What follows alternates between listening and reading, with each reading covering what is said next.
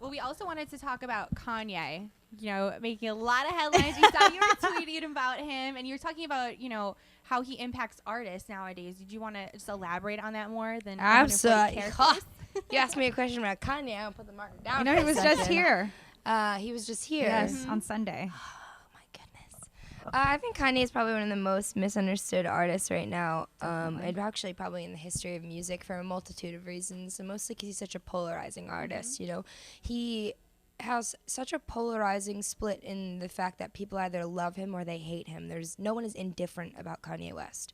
People either love him or they hate him. And what that is an artist that's capable of provoking a strong reaction out of people.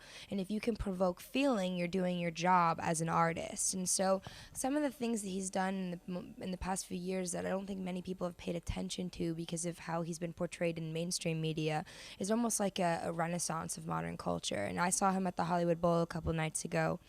He performed 808s and Heartbreak in its entirety, and it was a modern day opera. It was an opera. There was, two muses to the front of the stage, one that represents, from what I interpreted, one that represented his mother and one that represented, the idea of this beautiful, romantic, passionate gain, this woman gilded in gold.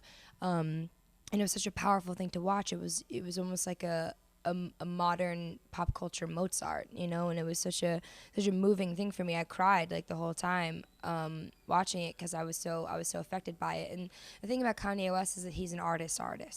There's not an artist in 2015 that can tell you they aren't in some way affected by Kanye West.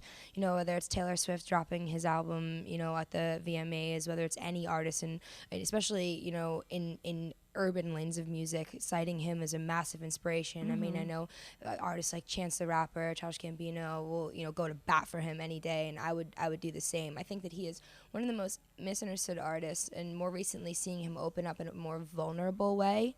808s and Heartbreak is a very vulnerable record, so his decision to perform that at the Hollywood Bowl kind of ignited like a light bulb in my head about what he must be feeling right now, with the birth of his daughter, and he has a new child on the way, and this idea of opening up in a vulnerable space when the media has kind of pushed him into himself, the past few years. So I think he's an incredibly important asset to modern music, and I could talk about him for a really long time, so I should stop. No, I'm like, if anyone doesn't like Kanye, hopefully after that they do. Right. No, I feel like it's inspiring. Do you have any thoughts about the presidency in that respect? Because do you think that ties in, or is that a totally separate entity? I mean, to be honest, I'm not sure how seriously you're meant to take that claim.